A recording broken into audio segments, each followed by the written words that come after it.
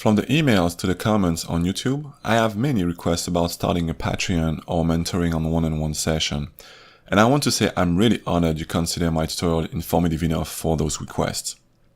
Unfortunately, the one-on-one session isn't possible, not because I don't want to, but because my internet upload speed allows me barely to keep a Skype conversation. So the only way will be to record, and the Patreon, as far as I look, is a really great way to do that. But if this has to happen, it will not be for now, because I want to focus on one thing at a time, and now I have to finish the Mesh Master first. So I want you to judge if premium lesson will be worth. So I'll give you an example based on the request of Dave Redmon. It's about taking everything we've learned from cylindrical shape and take it to the next level, applying start and end gap in the array with advanced pattern, and make the whole dynamic for quick changes. It's available now on Gumroad, so let me know in the comment if Patreon will interest you and what kind of advanced content you would like to learn.